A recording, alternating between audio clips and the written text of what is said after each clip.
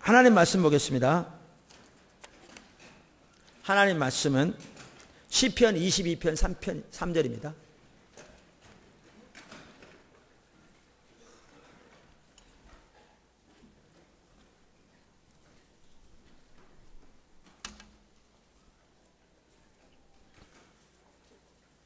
시편 22편 3절. 이스라엘의 찬양 중에 찬송 중에 거하시는 주여, 주는 거룩하시니이다. 아멘. 우리가 주일 낮 시간을 통해서 예배 회복에 대해서 지금 살펴보고 있고요. 그 첫 번째 파트로 예배 회복의 필수성에 대해서 쭉 지금 살펴보고 있습니다. 오늘은 하나님의 임재와 예배에 대해 살펴보기 원합니다. 우리 신앙에서 가장 중요한 것 중에 하나가 하나님의 임재입니다. 우리의 예배를 위해서도 가장 중요한 것 중에 하나가 하나님의 임재입니다. 그런데 우리의 예배가 회복돼야 할 절실한 이유 중에 하나는 바로 하나님의 임재가 우리 가운데 회복되기 위해서도 그렇습니다. 더욱더. 자, 첫째, 하나님께서 우리와 함께 하시는 것은 하나님의 임재가 우리와 함께 하시는 것을 말합니다. 하나님이 우리와 함께 하신다는 말은 하나님의 임재가 우리와 함께 하신다는 말입니다. 여러분, 출애굽기 33장에 보면 우리가 이 사실을 잘 알 수 있는데요. 출애굽기 32장에서 이스라엘 백성들이 금송아지 만듭니다. 타락한 예배죠. 앞으로 살펴볼 겁니다. 여러분, 그들은요 여호와의 절일에 하나님께 예배한다고 하면서 금송아지 섬긴 겁니다.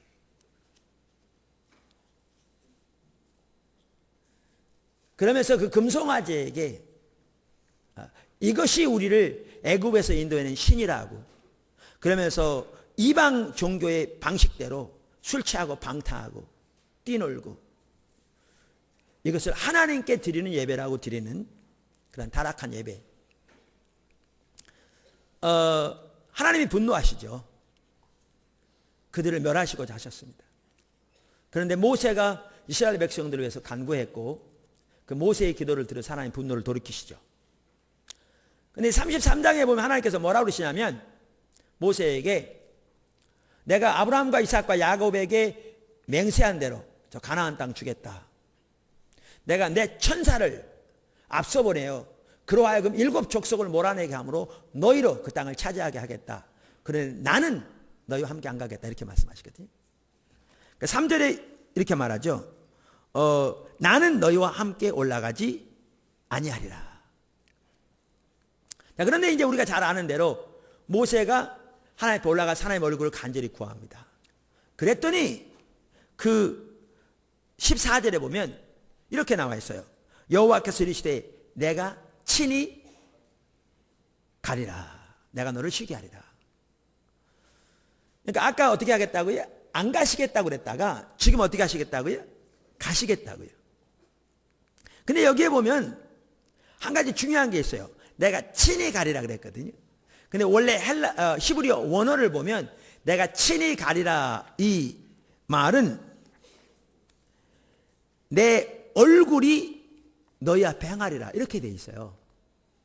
내 얼굴이 원어에 보면. 그럼 이 얼굴이란 말은 무슨 말이냐면 이 말은 하나님의 임재를 말합니다. 그러니까 제가 가지고 있는 컴퓨터 성경 프로그램에 보면요, 영어 성경 중에 주요 성경들은 거의 다 있거든요. 뭐 킹 제임스 시작해서 뭐지 NIV. 제가 이걸 다 살펴봤는데요. 거기에 있는 모든 영어 성경은 하나도 빠짐없이 다 이 구절을 뭐라고 번역하고 있는가 하면 내 임재가 너희와 함께 가리라 이렇게 번역하고 있어요. 그 뜻이니까요. 그러면 이 말은 아주 중요한 걸 볼 수 있습니다. 이 두 개를 대조해 보면 우리는 뭘 볼 수 있냐면 하나님이 우리와 함께 하신다는 말은 하나님의 임재가 함께 하신다는 말입니다. 그러니까 하나님이 우리와 함께 하신다는 말은 하나님의 임재가 우리와 함께 하신다는 말이에요. 너무너무 중요한 말입니다. 하나님은 무소부지하신 분입니다. 온 우주에 한꺼번에 계신 분입니다. 그러나 동시에 하나님은 하나님의 백성들에게 임재하심으로써 그들과 실질적으로 함께 하십니다. 우리가 지난 시간들에 살펴봤잖아요. 하나님은 이스라엘 백성 회복을 성전의 회복의 관점에서 이해하신다.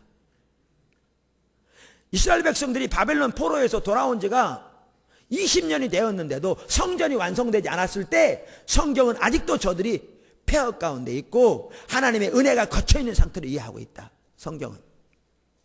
왜 하나님은 성전의 회복을 이스라엘 회복, 그러니까 성전의 회복의 관점에서 이스라엘 회복을 이해하시는가? 성전이 회복돼야 하나님의 영광의 임재가 그곳에 거하시고 하나님이 그래서 하나님 백성들 가운데 거하시면서 두루 행하실 때 거기 하나님의 생명이 넘치기 때문에 이것이 진정한 회복이기 때문에 그렇다라고 말씀드렸죠. 이처럼 하나님이 우리와 함께 하신다는 말은 하나님의 임재가 우리 가운데 함께 하신다는 말입니다. 하나님은 우리 가운데 임재하셔서 우리 가운데서 운행하시며 두루 행하시기 원하십니다. 그리고 거기에 하나님의 생명이 넘칩니다. 대표적인 예가요, 이스라엘 백성들의 광야 생활입니다. 여러분 불기둥 구름기둥 나오죠. 이게 뭐였는지 아세요? 하나님의 임재의 상징이었어요. 그게. 그래서 출애굽기 19장 23절에 보면 이렇게 나오거든요. 바로 군대에 대해서 언급하면서 죄송합니다. 14장 23절. 애굽 사람들과 바로의 말들 병거들과 그 마병들이 다 그들의 뒤를 추격하여 바다 가운데로 들어오는지라. 24절. 새벽에 여호와께서 불과 구름 기둥 가운데서 애굽 군대를 보시고 애굽 군대를 어지럽게 하시며. 여기에 보시면요, 하나님이 하나님의 임재로 구름 기둥 불 기둥 가운데 거하시고 계셨던 걸 볼 수 있어요. 그리고 하나님 백성들을 위해 두루 행하셨던 걸 볼 수가 있습니다. 아멘. 이처럼 하나님이 함께 하신다는 말은 하나님의 임재가 함께 하신다는 말입니다. 근데 우리가 여기서 한 가지 더 기억해야 할 것은요, 이 하나님의 임재는, 잘 들으십시오. 하나님의 임재는 하나님의 백성에게 주신 고유의 특권입니다. 그러니까 하나님이 하나님 백성을 이방 다른 모든 나라와 구별하신 고유의 표시가 뭐냐? 하나님의 임재입니다. 하나님의 임재가 하나님 백성들과 함께 하실 것이라는 겁니다. 이것도 어디에 보면 아느냐 하면 출애굽기 33장에 보면 압니다. 아까 그렇게 모세가 올라가서 기도했더니 하나님께서 내가 친히 가리라, 내 임재가 너희와 같이 가리라, 이렇게 말씀하셨거든요. 그랬더니 모세가 하는 말이 뭐죠? 16절에 보면 이렇게 말하죠. 나와 주의 백성이 주의 목전에서 은총 입은 줄을 무엇으로 알리까? 주께서 우리와 함께 행하심으로 나와 주의 백성을 천하 만민 중에 구별하심이 아니니까. 너무너무 정확합니다. 그러니까 이것을 보면 하나님이 하나님의 임재로 하나님과 하나님 백성과 함께 하시는 것이 하나님이 하나님 백성을 이방 다른 만민에게서 구별하신 고유의 특권이라 이렇게 말씀하고 있습니다. 아멘. 그래서 예수님께서도 승천하시면서 제자들에게 땅끝까지 이르러 모든 족속으로 내 제자를 삼으라고 말씀하시면서 하신 말씀이 뭐였느냐면, 보라 볼지어다 내가 세상 끝날까지 너희와 항상 함께 있으리라, 이렇게 말씀하셨죠.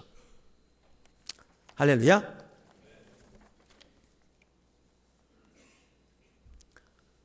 가장 고유의 특권, 하나님의 은총의 가장 큰 선물. 한번 생각해 보시죠. 온 우주의 주인이신 만군의 여호와 하나님께서 실제적으로 우리와 함께 하시며 우리 가운데서 운행하신다는 사실을, 그게 하나님의 백성들에게 주시는 가장 고유의 특권입니다.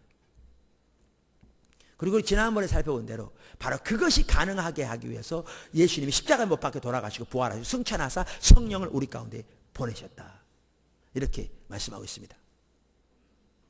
큰 두 번째, 하나님의 임재는 실제적인 것입니다. 하나님의 임재는 실질적인 것입니다.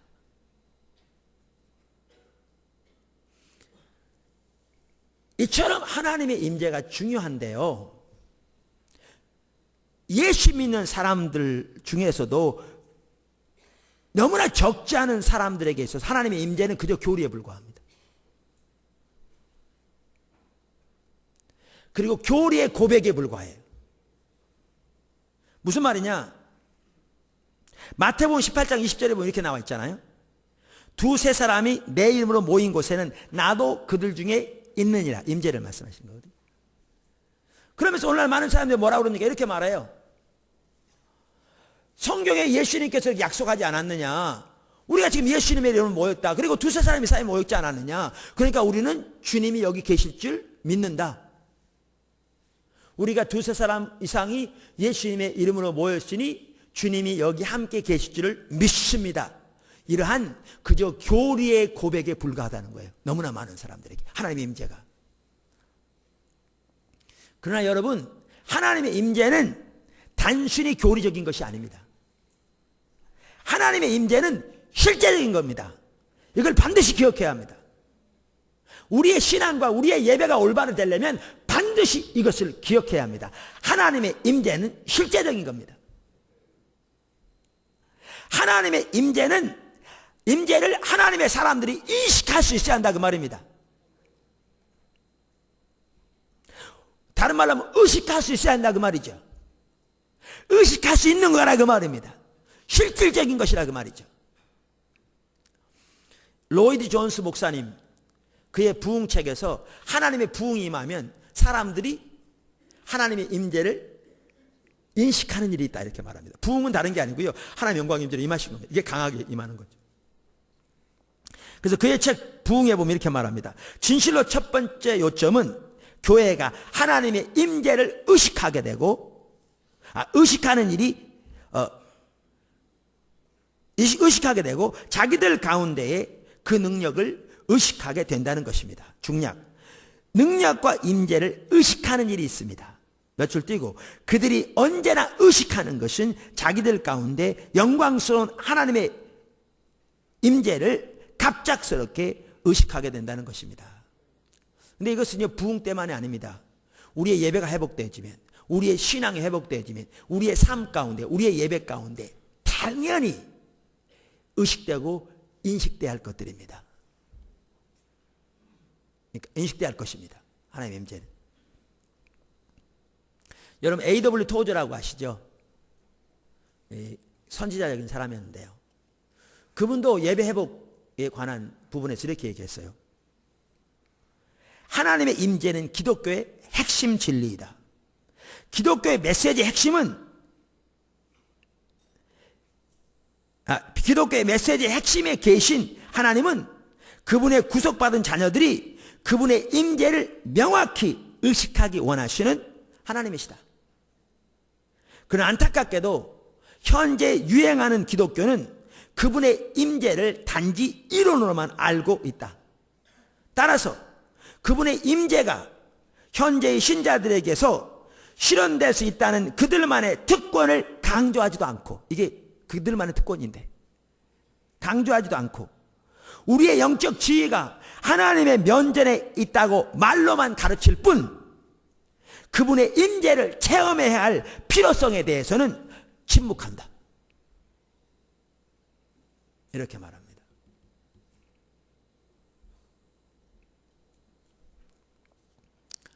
큰 세 번째, 하나님의 임재가 거치면 우리는 모든 것을 잃는 것입니다. 잘 들으십시오. 하나님의 임재가 거치면 우리는 모든 것을 잃는 것입니다. 하나님의 백성들의 교회가 아무리 세상적인 부와 명예와 세상에 어떤 안락을 얻었다 할지라도, 또 아무리 많은 소위 하나님을 위한 사역이 우리 가운데 넘친다 할지라도, 아무리 많은 프로그램이 진행된다 할지라도 하나님의 임재를 잃으면 우리는 모든 것을 잃는 것입니다. 이 개념이 여러분 머릿속에 반드시 있어야 합니다. 그래야 올바로 신앙생활을 할 수 있고, 그래야 올바른 예배가 드려질 수 있습니다.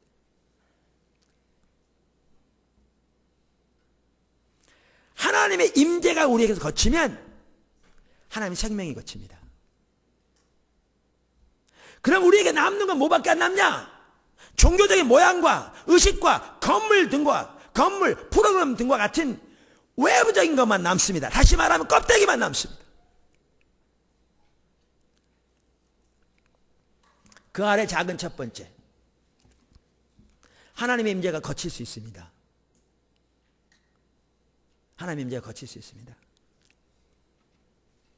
하나님의 백성이 하나님을 떠나면 하나님의 임재가 거칩니다. 여러분, 성경에서 하나님의 백성이 하나님을 떠난다는 말은 우리가 여러 번 살펴본 대로 의식을 떠난다는 게 아닙니다. 의식이 아무리 많을지 몰라도 우리의 삶이 신앙의 본질에서 떠나면 그게 하나님 떠난 겁니다. 그게 하나님 버린 겁니다.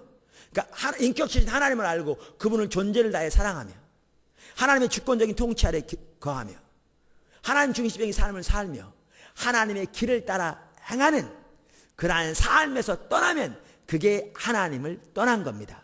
실제 우리의 삶으로는, 행동으로는 하나님을 멸시하고 하나님의 법을 버리게 돼 있습니다. 그렇게 되면 하나님 떠난 겁니다. 그게 아무리 의식이 많아도, 아무리 예배 많이 드리고 아무리 많이 기도할지라도.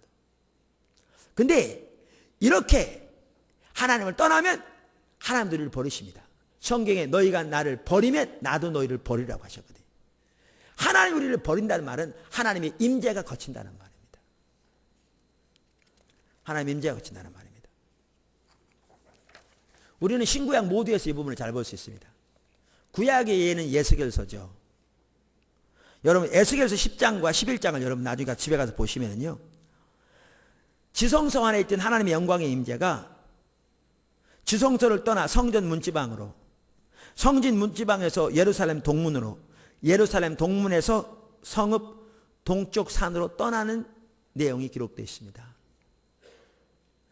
하나님의 영광의 임재가 성전에서 떠나 있었기 때문에 예레미야 시대의 성전은 더 이상 성전이 아니었습니다. 그래서 안식일 날 성대한 제사를 드리러 오는 그 유대인들, 많은 제물을 드리고 많이 기도하는 유대인들, 그들이 예배드리러 왔을 때 하나님이 예레미야를 보내서 이것이 여호와의 전이라, 이것이 여호와의 전이라, 이것이 여호와의 전이라는 거짓말을 너희가 믿지 말라. 너희가 무익한 거짓말을 신뢰하는도다. 이렇게 말하게 하셨습니다. 왜요? 하나님의 임재가 거쳐서 생명이 거쳤는데 그들은 종교적인 모양만 집착해서 그거 예배 잘 드리고 안식일날 그거 제사 잘 드리면 하나님이 그 대가로 자기들을 지켜주고 자기들을 보호해 줄 거고 자기들에게 하나님의 은혜가 넘칠 거라고 했는데 그 모든 것이 아무런 의미가 없는 하나님의 영광의 임재가 거쳐 있었기 때문에요. 그러니까 더 이상 성전이 아니었습니다. 거칠 수 있습니다. 이게 구약의 예라면요, 신약에서도 우리는 그런 것을 볼 수 있습니다. 자, 작은 두 번째, 하나님의 임재가 거치면 하나님의 생명이 거칩니다. 하나님의 임재가 거치면 하나님의 생명이 거칩니다.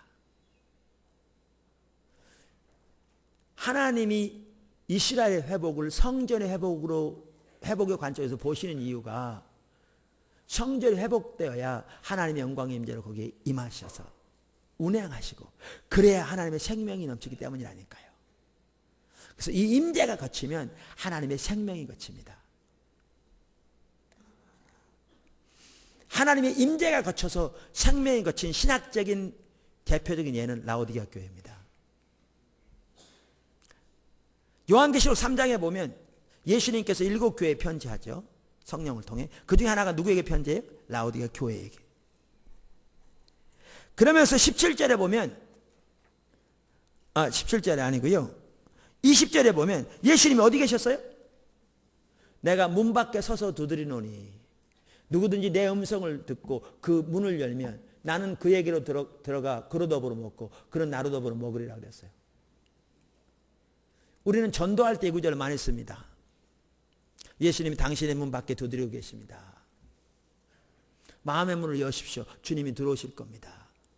예, 전도할 때 쓸 수 있는 구절이에요. 근데 이 구절은요, 예수님이 불신자에게 하신 말씀이 아니고 라오디아 교회에게 하신 말씀입니다. 이미 예수를 믿어 하나님의 백성이 된, 하나님의 백성의 무리인 교회에게 하신 말씀입니다. 근데 이것을 보면 라오디아 교회에는 예수님 문 밖에 계셨습니다. 다시 말하면 하나님의 임재가 거쳐 있었습니다. 아까 제가 뭐라고 말씀드렸죠? 오늘날 너무나 적지 않은 사람들이 하나님의 임재를 그저 교리의 고백으로 이해한다고요. 그래서 우리가 두세 사람이 모였으니까 주님이 여기 계실 줄 믿습니다. 그게 사실이라면 라오디아 교회는 존재하지 않아야 돼요. 왜? 두세 사람만 모였다고 생각하십니까, 그들이? 라오디아 교회는 신약에 나와 있는 교회입니다. 이처럼 라오디아 교회에는 하나님의 임재가 거쳐 있었습니다. 그랬더니 보십시오. 그 교회의 영적인 상태가 어땠어요? 그들은 자신들은 나는 부자라 부유하여 부족함이 없다고 자부할 만큼 그런 가운데 있었어요. 왜냐하면 그 지역이 산업이 발달해서 부자들이었거든요. 개인이 부자니까 교회도 부자였겠죠. 그들은 누구의 은혜로 그렇게 됐다고 생각했겠어요? 하나님의 은혜로. 이렇게 자부하고 있을지 모르지만 하나님의 안목은 참으로 후한데 그분은 공의로우시지만 여러분 똑같은 공의를 가지고 봐도요, 판사가 피고를 보는 눈과 자기 아들을 보는 눈은 다릅니다. 똑같은 공정에도 하나님이 그 후한 눈으로 보세요.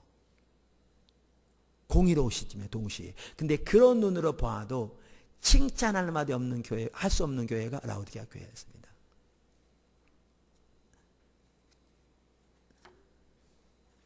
내 곤고한 것과 가련한 것과 가난한 것과 눈먼 것과 벌거벗은 것을 알지 못하도다. 왜요? 하나님의 생명이 거쳐지니까. 죄송합니다. 하나님의 임재가 거치니까 하나님의 생명이 거친 겁니다.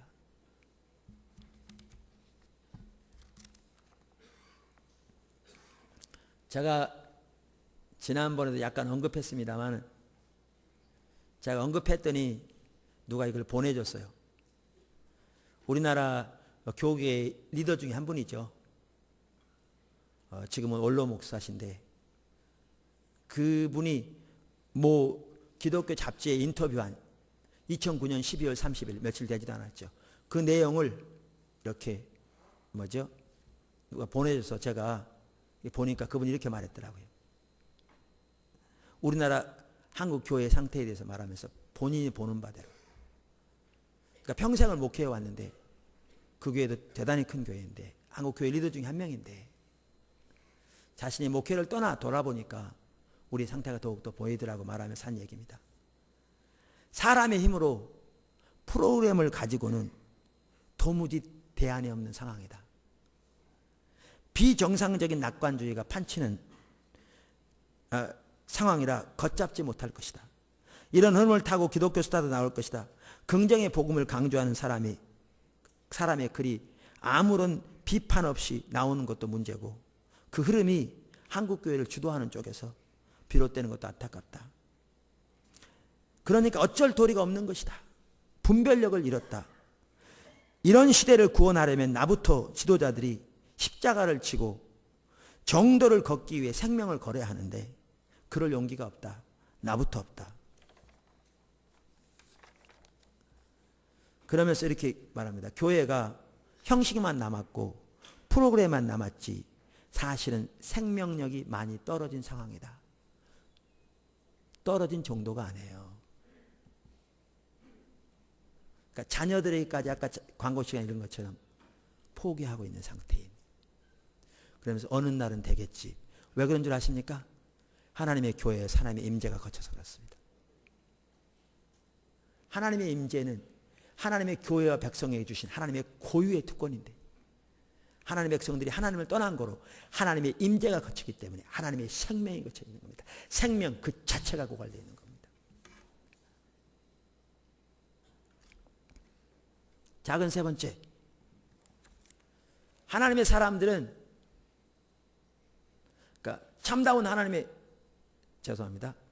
그러니까 올바른 신앙생활하는 하나님의 사람들은 하나님의 임재를 소중히 여겼습니다.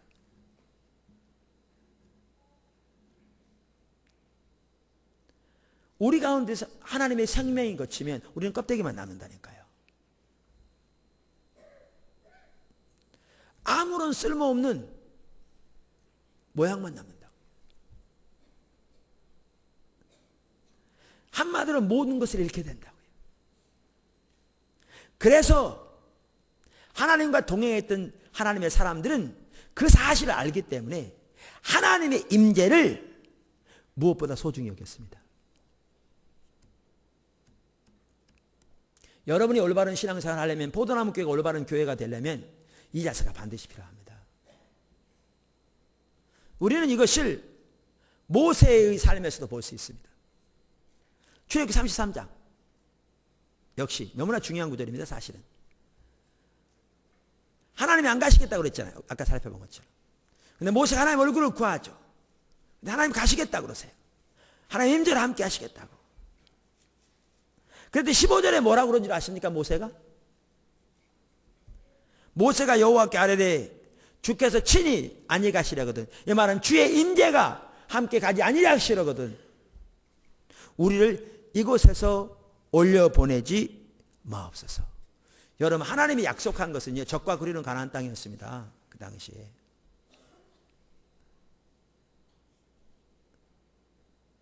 그것도 천사의 능력을 동원해서 차지하게 하겠다는 겁니다. 하나님의 임재가 함께하지 않으면서도 능력으로 역사는 나타날 수 있어요.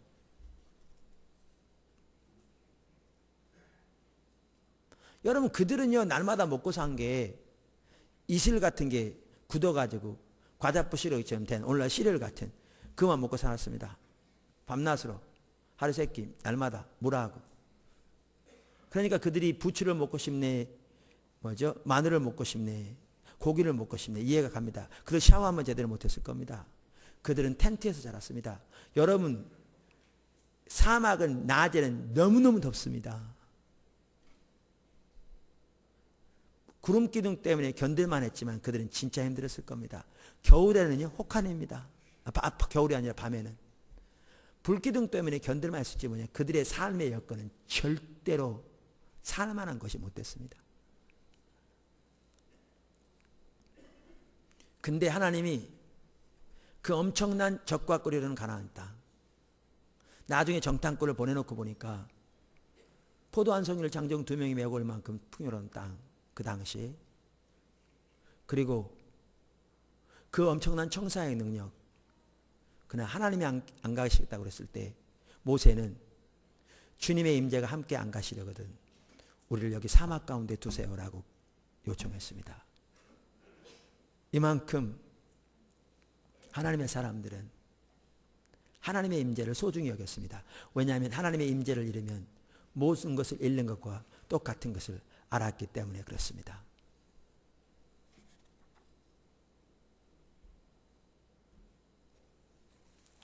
여러분, 오늘 안타까운 사실이 뭔지 아십니까? 하나님의 백성들이 아까 에이든 토저가 말한 것처럼 우리에게 주신 고유의 특권인 하나님의 임재가 함께하고 있는지 없는지도 모른다는 겁니다. 심지어 어떤 적지 않은 사람들이 하나님의 임재라는 용어조차 들어보지 못했습니다. 하나님의 임재가 교회와 성도들의 삶과 예배 가운데 철저히 거쳐 하나님의 생명 자체가 고갈되어 있는데도 그 사실을 전혀 인식조차 못할 뿐만 아니라 라오디가 교회처럼 나는 부자라 부여하여 부족하는 자만 가운데 빠져 있다는 겁니다. 이게 이 시대의 문제입니다. 그만큼 눈멀었습니다. 무엇이 소중한지를 모르는 거죠. 무엇이 소중한지를 모르는 겁니다.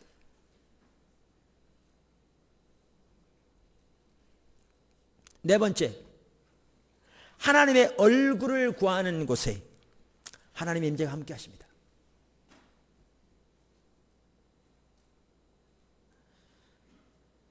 하나님의 임재가 개인의 삶과 예배와 교회의 삶과 예배 가운데 함께 하시기 위해 가장 핵심은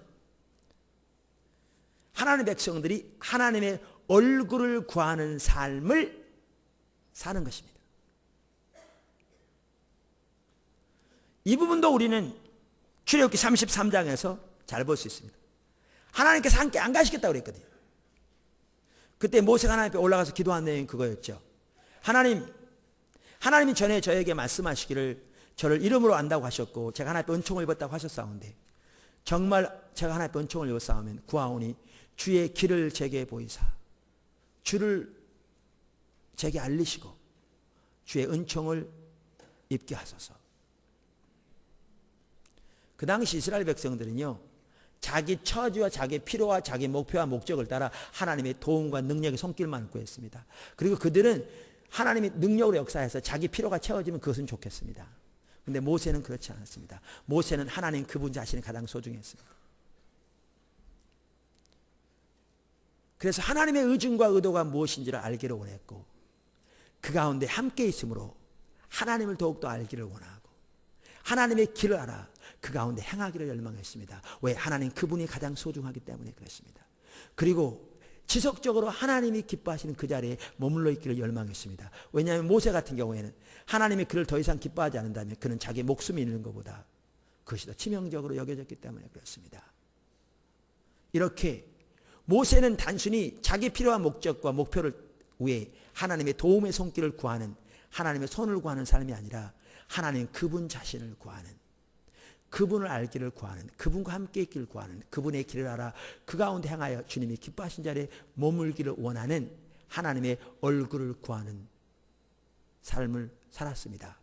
다윗이 그랬고 바울이 그랬고 하나님을 아는 것이 유일한 인생의 목표와 목적인 하나님 그분 자신이 자기의 유일한 보화와 반석과 산성인 그렇게 하나님의 얼굴을 구할 때 하나님이 같이 가시겠다. 하나님의 임재를 함께 하시겠다고 했습니다. 여러분 교회 가운데 하나님의 임재가 회복되려면 하나님의 백성들이 하나님의 얼굴을 구하는 삶을 살아야 합니다. 여러분 가운데 하나님의 임재가 회복되려면 여러분이 하나님의 얼굴을 구하는 삶을 살아야 합니다.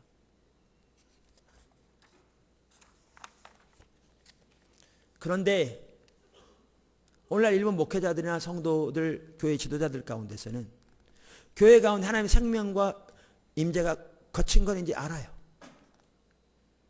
일부는. 그러면서도 그 해결을 새로운 프로그램을 도입해서 새로운 예배 형식을 채택해서 해결하려고 합니다. 어리석은 것입니다. 그렇게 임재가 회복되지 않습니다. 하나님의 임재는 하나님의 얼굴을 구하는 자들에게 회복됩니다. 여기서 한 가지 중요한 게 있습니다. 우리는 지속적으로 하나님의 얼굴을 구해야 합니다. 우리는 지속적으로 하나님의 얼굴을 구해야 합니다. 여러분, 요한계시록에 나오는 에베소 교회 같은 경우에는 하나님의 얼굴을 구했던 교회 같아요. 그러니까 에베소 교회가 만약에 오늘 한국에 존재한다면요, 진짜 훌륭한 교회로 소문날 겁니다. 제가 한국에 있는 모든 교회를 다 가보지 않았습니다. 그래서 모릅니다. 근데 일반적으로 아는 어느 교회보다도 어떻게 보면 비교가 안 될 만큼 에베소 교회는 훌륭한 교회였습니다. 예수님이 칭찬하신 내용을 보면. 어떻게 해서 거기까지 오게 됐는가? 아마 에베소 교회는 하나님의 얼굴을 집중적으로 구하고 주님을 자기의 보화로 하라. 보화 대신 주님을 소유하기 원하고 모든 것으로. 주님의 길을 알아. 그 가운데 행하기를 원하고. 그렇게 주님을 구했던 것 같습니다. 그러니까 주님이 오셔서 그들 가운데 운행하시니까 이러한 생명들이 넘치게 되었죠. 그랬더니 에베소 교회는 그 하나님의 은혜가 함께 하시고 하나님의 생명이 넘치니까 그랬는지 몰라도 그 주님을 집중적으로 구하고 주님의 얼굴을 구하는 그 첫사랑에서 떠나기 시작했습니다. 그 첫사랑은 버렸다라고 말씀하시는 거죠. 그랬더니 예수님이 뭐라고 말씀하시는가? 돌이키라. 돌이키지 않으면 내가 내 촛대를, 하나님의 임재를 말합니다, 거두겠다. 우리가 지속적으로 하나님 얼굴을 구해야 합니다. 지난 송구영신 예배 때도 말씀드렸잖아요. 수년 전에 필리핀의 바탄 지역에 가서 집회를, 컨퍼런스 인도할 때 하나님 참 놀랍게 함께 하셨다고요. 자연계에도 사인을 주신 것 같았어요. 근데 그 지역에 결국 아시아 선교센터 세워지게 되거든요. 그런데 끝나고 나서 우리끼리 같이 모여서 기도하는데, 포도나무 교회를 기도하는데 어떤 분에게 하나님께서 환상을 보이신 거예요. 큰 과일나무가 있는데 과일이 많이 열려있네. 근데 뿌리가 뽑혀있는. 근데 제가 그 딱 듣는 순간에 그게 무슨 말인지 금방 알겠더라고요. 그게 무슨 말이냐면, 포도나무 교회가 초기에 수많은 사람들이 교회를 방문했지만 메시지가 강하다고 다 돌아가고 5명 정도밖에 안 남을 그런 상황에서도 어떻게 하든지 하나님의 임재가 함께 하시는 예배, 하나님이 통치하시는 교회, 우리가 하나님 그분이 우리의 목적된 삶, 신앙, 그러한 교회가 되기를 위해서 하나님 중심적인 교회로 세워지기 위해서 많은 대가를 지불했습니다. 사람들이 이해하지 못할 때에도, 많은 경제적인 압박이 있을 때에도 하나님의 길에서 하지 않으면 무슨 의미가 있나 싶어서, 그리고 그렇게 주님을 따랐더니 주님께서 어느 날부터 오셔서 운행하기 시작하면서 국내적으로 수많은 열매들이 맺혀지기 시작했습니다. 그랬더니 우리 지체들이 하나님의 은혜 때문에, 하나님이 하시는 열매 때문에 그런지 몰라도 주님의 얼굴을 집중적으로 구하는 자리에서 떠나기 시작했습니다. 에베소 교회에게 주신 그 경고를 우리에게 주신 거죠. 돌이키지 않으면 임재가 거쳐진다고 말이죠.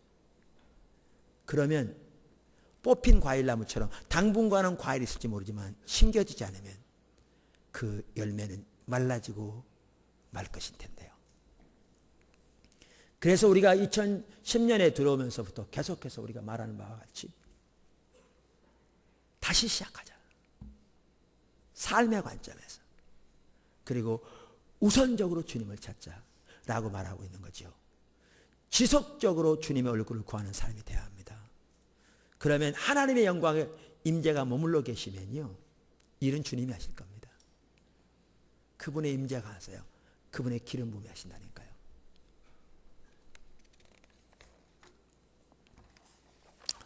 다섯 번째인가요?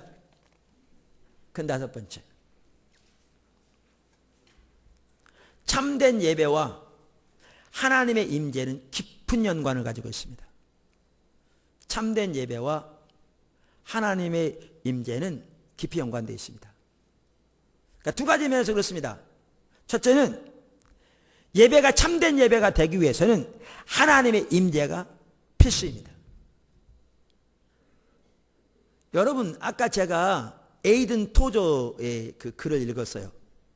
그러면서 현대 유행하는 기독교란 말까지 사용하잖아요. 원래 제가 그분이 쓴 영어 책을 읽지는 않았어요. 우리말에 번역된 책을 읽었어요. 그러니까 영어 제목이 뭔지는 모르겠어요. 근데 우리말에 번역된 책이 제목이 뭔지 아세요? 예배냐 쇼냐 하는 거예요. 제목이. 그러면서 하나님의 임재를 말하는 거예요. 교회 가운데서 하나님의 임재가 거치면, 예배 가운데서 하나님의 임재가 거치면 참다운 예배가 될 수 없습니다.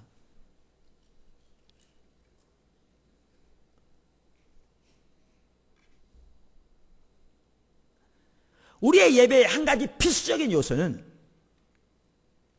하나님의 임재입니다. 하나님의 임재가 우리 가운데 함께 하셔야 하나님이 주도하신 예배, 성령이 주도하신 예배, 그래서 하나님의 생명이 넘치는 예배가 가능할 것이기 때문에 그렇습니다. 성령께서 주도하시고 인도하시고 구원하시고 하나님의 영광을 우리에게 보이시고 하나님의 목적과 길을 보이시고 우리를 치유하시고 위로하시고 회개케 하시는 그러한 역사들이 나타날 것이기 때문에 그렇습니다. 예배 가운데 하나님의 임재가 거치면 참다운 예배가 가능하지 않다니까요. 왜 우리가 예배 회복 시리즈를 살펴보느냐? 우리의 예배가 회복되기 위해서요. 우리의 예배 가운데 하나님의 임재가 더 함께하기 위해서요. 이게 안 되면 안 되니까. 여러분 회개만 하더라도 그렇습니다. 하나님의 영광의 임재 앞에서 자신의 모습이 비춰져야 중심에서 회개가 일어납니다. 늘 말씀드리지만 다윗 보십시오. 하나님이 그에게 기름을 부으셨어요. 자기가 원한 것도 아니고 하나님 오늘 선지자를 보내서 자기를 왕으로 기름 부으셨어요. 그리고 그날부터 성령이 강력하게 임하셔서 역사하기 시작했어요. 그랬더니 찾아온 것은 시기와 질투뿐이었습니다. 사울이 자기를 시기해서 온 나라를 통해 죽이려고 하는 겁니다. 자기가 잘못한 거 아무것도 없는데, 자기는 오히려 섬겼는데, 잘해줬는데, 오히려 치유해줬는데, 물론 자기가 치유한 건 아니지만 자기를 통해 치유해줬는데 도망다닌 신세가 됐습니다. 그래가지고 굴 속에 숨어 있는데 사울왕이 군대를 이끌고 잡으러 왔다가 대변보로 들어왔어요. 거기에 성경에 보면. 그래서 부하들 다 숨어 있는데 이건 절호의 기회다 싶어서 그냥 쉽게 죽일 수 있습니다. 근데 죽이지 않고 옷깃 하나를 잘랐어요. 이렇게 안쪽에. 그러니까 옷이 기니까 잘라서. 왜냐하면 나중에 보여주면서 이렇게 죽일 수도 있었는데 안 죽였는데 왜 나를 죽이려 하느냐고 그렇게 말하려고. 근데 성경에 보시면요, 그가 자르자마자 곧바로 깨닫습니다. 하나님의 기름 부은 자에게 손을 댔다고 그래서 그 회개합니다. 여러분, 그보다 더 큰 죄를 안 지었기 때문에 여러분 회개하지 않습니까?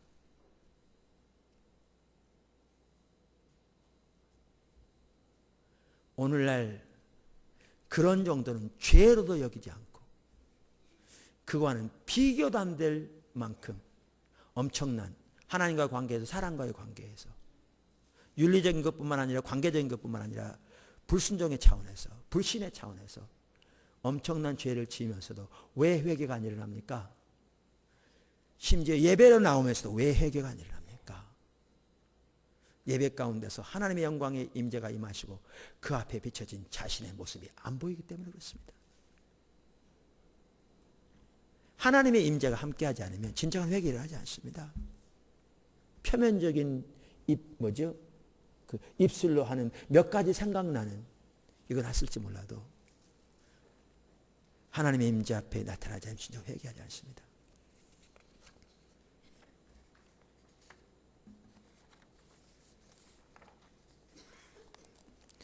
이처럼 하나님의 임재가 함께 하셔야 참다운 예배입니다. 참다운 예배가 될 수 있습니다. 반대로 또 어떻게 관련되냐면 예배가 회복돼야 하나님의 임재가 함께 하십니다. 그러니까 선순환, 악순환이죠. 잘 배운 것처럼. 오늘 본문 말씀 시편 22편 3절에 이렇게 말하죠. 이스라엘의 찬송 중에 거하시는 주여, 주는 거룩하시니이다. 그러니까 하나님이 이스라엘 찬송 중에 거하신다고요. 하나님의 백성의 예배 가운데 임재하신다고요.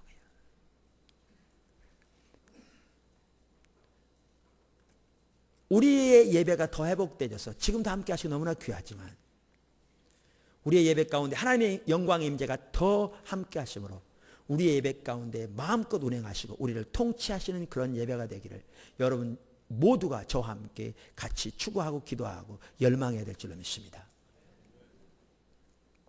여섯 번째, 교회 지도자들은, 더 나아가 모든 성도들은 교회 가운데 그리고 예배 가운데 하나님의 임재가 함께 하시도록 모든 노력을 쏟아야 합니다.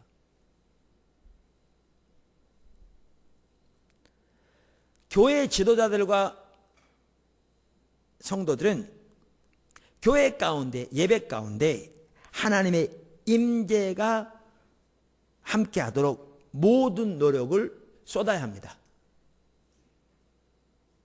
여러분, 우리의 예배는 전통적으로 내려오는 몇 가지 순서를 그저 마치고 돌아가는 게 아닙니다. 그게 예배 아니에요. 누가 그걸 예배라고 그러던가요? 어디 성경에?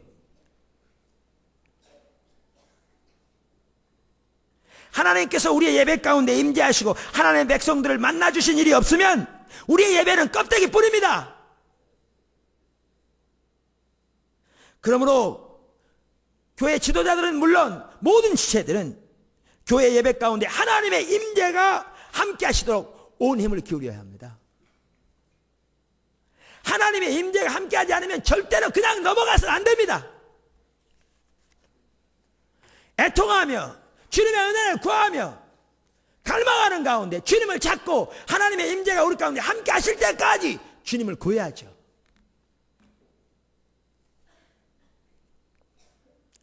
서울 북부에 있는 어느 한 교회에 제가 집회를 인도하러 갔어요. 하나님 얼굴을 구하는 삶을 설교하고 난 다음에 성령 사역 시간에 이렇게 기도사역 하는데요. 성령께서 저한테 그렇게 감동하신 것 같더라고요. 여기 오늘날 하나님의 임재가 완전히 거친 교회가 있다고 하자. 여기. 근데 목회자들과 지체들이 모세처럼 하나님의 임재가 함께하지 않으면 어떠한 사역의 성공, 세상의 성공도 아무런 의미가 없다는 것을 인식하고 하나님의 임재가 그들 가운데 함께하기 위해서 어떠한 대가라도 기꺼이 치를 자세와 각오를 가지고 나를 구하면 내가 반드시 거기에 임하시겠다. 그렇게 말씀하시더라고요. 출애굽기 33장 그겁니다. 정확하게 모세처럼. 근데 많은 사람이 제가 이렇게 말하면 아멘으로 받아들이는데요. 실질적으로 삶에서, 실질적으로 교회에서, 실질적으로 예배에서 하나님의 임재가 회복되지 않으면 아무런 의미가 없는 것을 인식하고 하나님의 임재가 회복되기 위해 어떠한 대가라도 치를 자세를 가지고 주님을 찾는 사람은요 진짜로 적습니다. 오늘날 하나님의 임재보다 교회 성장이 우선이고요. 하나님의 임재보다 더 많은 돈이 우선이고요. 하나님의 임재보다 직장의 승진이 우선이고요. 하나님의 임재보다 심지어 자신의 안락이 우선이고요. 취미생활이 우선이고요. 사람의 평가가 우선이고요. 그렇게 찾는 사람이요 많지 않습니다. 그것이 안타까운 일입니다.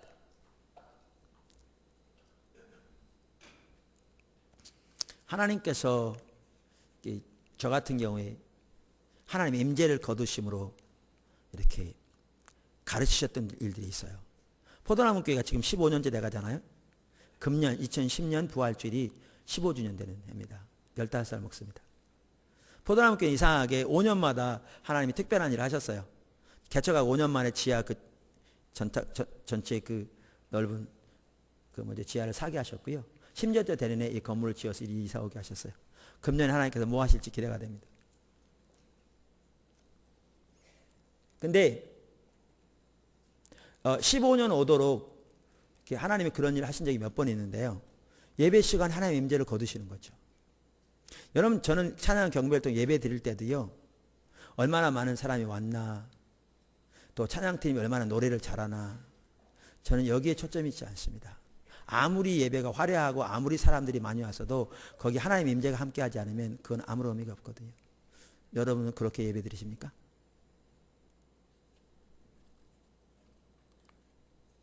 임재가 가장 소중하다니까요. 근데 어떨 때 하나님 임재를 다 거두실 때가 있어요. 그러면 절박하죠. 그럼 저는 집중적으로 하나님을 찾습니다. 그러면 저부터 돌아봅니다. 왜? 하나님은 실질적으로 임재해서 역사하시는데 제가 하나님과 관계가 문제가 있어서 하나님의 임재가 거친 것처럼 제가 인식될 수 있기 때문에요. 그럼 이렇게 묻습니다. 하나님 제가 무엇이 잘못됐습니까? 뭐가 문제입니까? 왜 이랬습니까? 지속적으로 찾죠. 그러면서 내가 혹시 잘못한 것이 있는지 하나님 앞에 관계에 잘못된 것이 있는지 계속 찾습니다. 여러분과 같이 저도 잘못한 건 많습니다. 여러분보다 더 잘못한 것도 있을 수도 있고요. 근데 제 얘기는 하나님 앞에 그 당시 가로막힌 게 뭔지 찾습니다. 근데 또렷하게 뭐가 보이잖아요. 지속적으로 찾고 구하고 애통하는데도. 그러면 제가 그 다음에 이렇게 묻습니다. 하나님 그럼 찬양팀의 문제입니까? 왜 하나님의 임재가 거칩니까? 우리 예배 가운데. 그러면서 또 찾습니다. 무엇이 문제입니까? 그들 축복하기도 하고 주로 많이 축복하죠. 그러면서 무엇이 문제입니까? 왜 그랬습니까? 그런데도 뭐가 발견되지 않아요. 그러면 전체 회중을 돌아봅니다. 하나님 우리 교회가 뭐가 문제입니까? 회중이 뭐가 문제입니까? 왜 우리의 예배 가운데 하나님의 임재가 거칩니까? 근데 한 번 예배 딱 그랬다고 그래서 제가 예배를 중단시키지는 않습니다. 근데 주일날 낮 예배도 그랬는데 저녁 예배 때도 임재가 거친다. 그럼 저는 더 이상 예배를 인도하지 않습니다. 왜요? 그냥 예배를 지속한다면 이건 순서만 때우고 지나가는 예배에 불과하거든요. 이건 마당만 밟고 지나가는 예배에 불과하거든요. 이건 하나의 의식으로 그냥 치르는 예배에 불과하거든요. 그럼 저는 중단시킵니다. 그리고 사실을 알리고 우리 모두가 주님을 찾기 시작합니다. 하나님 우리가 왜 이렇습니까? 무엇이 하나님의 임재를 우리에게 거치게 만듭니까? 우리 앞에 하나님 합당치 못한 게 무엇입니까? 이렇게 찾는 중에 그대로 있었더라면 나중에 교회에 부정적으로 아주 안 좋은 영향을 미치게 할 요소들을 드러내서 제거하게 하신 적이 3번인가 있습니다. 교회. 그리고 하나님의 임재는 곧바로 회복됐습니다. 교회 지도자들은 우리 모든 지체들은 예배 가운데 하나님의 임재가 회복되기를 위해서 온 힘을 다 쏟아야 합니다.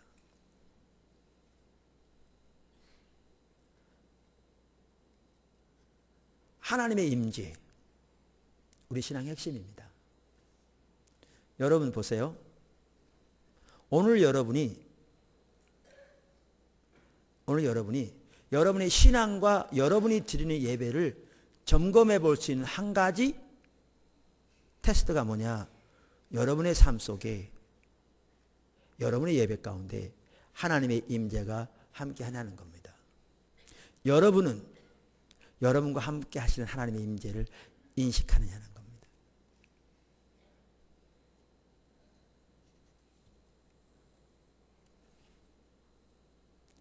그러한 것이 전혀 없는데도 여러분 그저 습관적으로 주일날 시간 돼서 교회 왔다가 예배 마치고 돌아가는 그게 여러분의 신앙생활이라면 여러분은 지금 근본적으로 하나님 앞에서 뭔가 잘못되어 있습니다.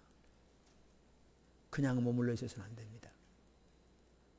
하나님의 영광의 임재가 여러분의 삶과 여러분의 예배 가운데 여러분의 가정 가운데 회복될 때까지 여러분은 지속적으로 집중적으로 하나님 얼굴을 구해야 합니다. 무엇이 문제인가도 물으십시오. 어떻게 여러분의 삶을 조정해야 할 건지도 물으십시오. 무엇이 하나님의 임재를 여러분의 삶과 예배에서 거치도록 하고 있는지 물으십시오. 그러면 삶을 돌이키고 주님의 얼굴을 구하고 주님을 찾고 삶을 조정할 때 하나님께서 여러분의 삶 속에 예배 가운데 더 강한 임재로 임하실 줄로 믿습니다. 우리의 예배가 회복되어서 포도나무 교회 예배가 회복되어서 하나님의 영광의 임재로 더 충만하게 우리가 모일 때마다 강력하게 임하셔서 우리 가운데 마음껏 운행하시고 역사하시고 우리 가운데 생명이 더욱 넘쳐서 우리뿐만 아니라 이 나라뿐만 아니라 열방 가운데 생명이 흘러가게 되는 그러한 교회와 예배가 되기를 나사렛 예수 그리스도로 축원합니다. 아멘. 기도하겠습니다.